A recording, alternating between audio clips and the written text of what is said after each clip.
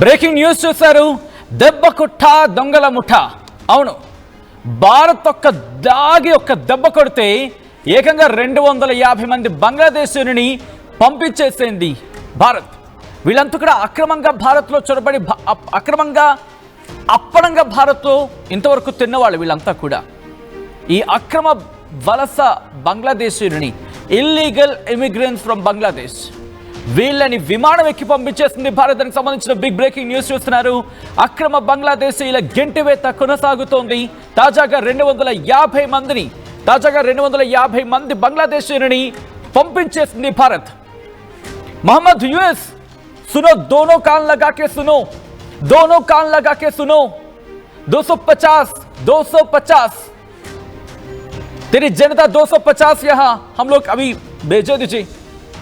కొంచెం బుర్ర పెట్టవయ్యా పెద్దాయన.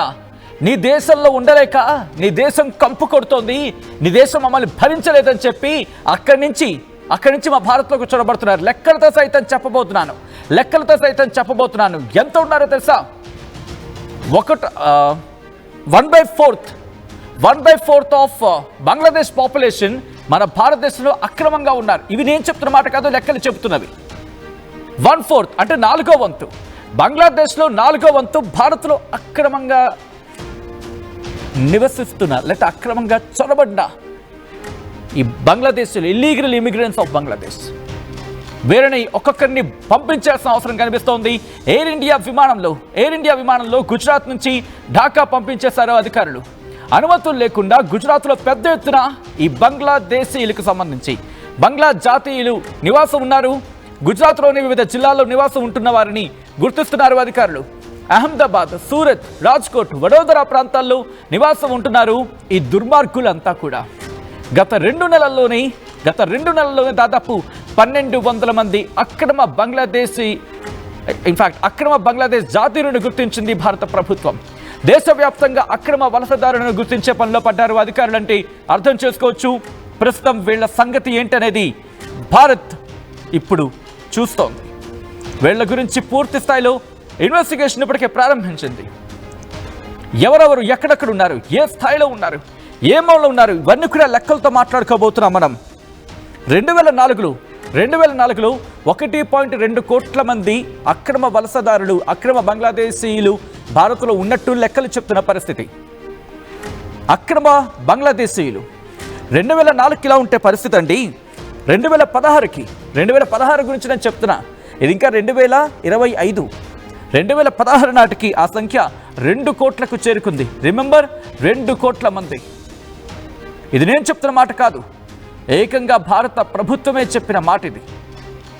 ఈ నేపథ్యంలోని ఇంకా సంఖ్య గురించి మాట్లాడుకుంటే ఈ జాతీయ మీడియా కథనాలను ఇక్కడ నేను కోట్ చేయడం జరుగుతోంది. ఆ డేటా ఆధారంగా మనం మాట్లాడుకుంటున్నాం. మరి ముఖ్యంగా అప్పుడు ప్రభుత్వం క్లారిటీ ఇచ్చింది.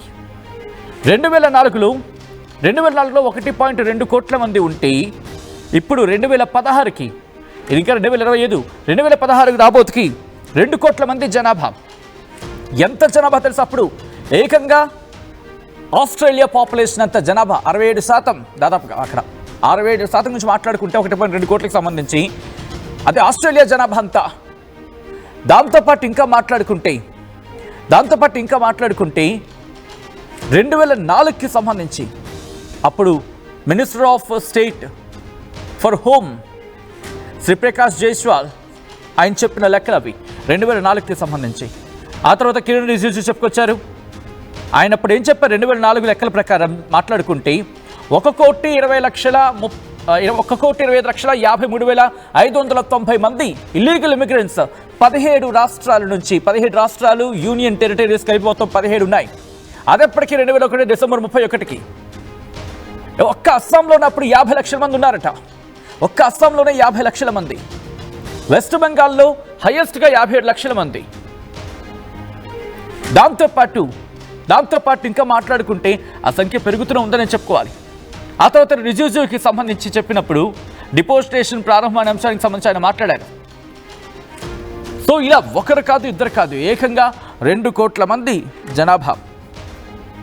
అక్కడ బంగ్లాదేశ్ జనాభా 17.15 కోట్లు. 2016 లెక్కల ప్రకారం ఎంత అనుకున్నాం? 2 కోట్ల మంది. ఇదంతా 2025. సో సుమారు ఇప్పటికీ 3 కోట్లు, పోనీ 2008కి 4 కోట్లు వెళ్ళిపోతుంది అనుకుందాం. ఒకవేళ ఇలా విడిచిపెట్టేస్తే ఇంకా ఎక్కువ అవుతుంది, ఇంకా ఎక్కువ అయ్యే అవకాశాలు ఉంటాయి కదా.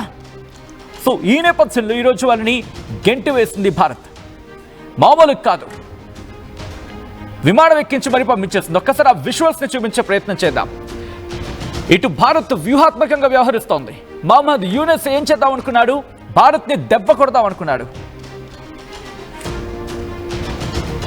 భారత్ని దెబ్బ కొడదాం అనుకున్నాడు. ఈ నేపథ్యంలోని ఒక్కొక్కరిని ఎక్కడెక్కడ ఉన్నారో వాళ్ళని వెతికి పట్టుకొని మరి తన దేశానికి పంపించేస్తున్నాడు. తన దేశానికి పంపించడం జరుగుతోంది. తీసుకో, ఇప్పుడు ఈ అక్రమ వలసదారులని నువ్వే దాచుకో, నువ్వే వాళ్ళని పెంచి పోషించుకో. నీ దేశమే ఇప్పుడు ఇబ్బందికర వాతావరణం ఉందనే చర్చ జరుగుతోంది.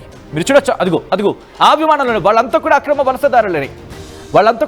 వలసదారులే. వాళ్ళందరినీ కూడా ఆ విమానంలోకి ఎక్కించి పంపించడం జరుగుతోంది. భారత్ కూడా సరైన నిర్ణయం తీసుకుంది అంటే కూడా వినిపిస్తున్న మాట అర్థం చేసుకోవచ్చు. ఇప్పుడు వీళ్ళందరినీ 250 మందిని ఇప్పుడు భారత్ ఈ ఇల్లీగల్ ఇమిగ్రెంట్స్ని, బంగ్లాదేశ్ ఇల్లీగల్ ఇమిగ్రెంట్స్ని పంపించడం జరుగుతోంది. గత 2 నెలల్లో దాదాపు 1200 మంది అక్రమ బంగ్లాదేశ్ జాతీయులను గుర్తించింది ప్రభుత్వం అంటే అర్థం చేసుకోవచ్చు. వీళ్ళందరినీ కూడా పూర్తిగా తనిఖీ చేయడం, చెక్ చేయడం. సో వీళ్ళు ఏం చేస్తూ ఉంటారంటే, ఆ బార్డర్స్ ఉన్నాయి కదా, ఇటు మన భారత్ బార్డర్స్ ఉన్నాయి కదా, అక్కడి నుంచి వచ్చేస్తూ ఉంటారు. అక్కడి నుంచి వచ్చేసి మన మీద పడుతూ ఉంటారు. ఇంకా అక్కడ వెస్ట్ బెంగాల్ నుంచి కావచ్చు, లేకపోతే అటు బీహార్ కావచ్చు, వీటిలోకి చొరబడ్డం మొట్టమొదటిగా బంగ్లాదేశ్లోంచి ఎలాగోలా బయటపడిపోవాలి. బంగ్లాదేశ్ నుంచి బయటపడి ఇటు మన భారత్లోకి చొరబడాలి. వెస్ట్ బెంగాల్ కావచ్చు, బీహార్ కావచ్చు, జార్ఖండ్ కావచ్చు, లేకపోతే వాళ్ళకి అటు సిక్కిం, ఈ ప్రాంతాలు. సో ఇలా ఎలా పడితే అలా చొరబడిపోవాలి. వన్స్ ఎంటర్ అయిన తర్వాత వీళ్ళు ఏం చేస్తారు? మళ్ళీని లేబర్స్ కింద లేబర్స్గా జాయిన్ అయిపోతూ ఉంటారు. ఎక్కడైతే తక్కువ కావాలో అక్కడికి వెళ్ళిపోతూ ఉంటారు. దేశ ఎకానమీ మీద వీళ్ళు చాలా ప్రభావాన్ని చూపిస్తున్నారు. చూడండి, ఒకటి వాళ్ళ దేశం విడిచిపెట్టి రావడం, మన దేశం మీద పడాడడం. మన దేశంలో ఉంటారు, ఈ అక్రమంగా చొరబడిన తర్వాత మన దగ్గర ఉన్న లూప్ హోల్స్ని బేస్ చేసుకొని ఇక్కడ ఆధార్ కార్డ్ వీటిని రెడీ చేసుకుంటూ ఉంటారు. వీళ్ళు ఏం చేస్తారు? ఇప్పుడు మన భారతీయులకు సంబంధించి 2 వ్యక్తులు, ఒక ఎంప్లాయీ కావాలి, లేకపోతే ఒక కార్మికుడు కావాలి. నేను ఒక నార్మల్ బేస్లో కార్మికుడు కావాలి. రోజుకి 1000 రూపాయలకు వాడు వస్తారన్నాడు అనుకోండి. ఒక కార్మికుడు రోజుకి 1000 రూపాయలకి వస్తారన్నారు అనుకోండి. అబ్బాయి 1000 రూపాయలు ఎందుకండి, నేనైతే 700కి వస్తానంటే వాడికి 300 రూపాయలు మిగిల్చినాడు అవ్వచ్చేమో. కానీ ఇక్కడ భారతీయ కార్మికుడికి 1000 రూపాయలు కన్నం పెట్టినట్టు, వాడికి 300 రూపాయలు మిగిల్చాడేమో ఆ కాంట్రాక్టర్కి. కానీ ఇక్కడ భారతీయ కార్మికుడికి 1000 రూపాయల కన్నం పెట్టినట్టు. మళ్ళీ వీడెవడు? అక్రమ వలసదారుడు.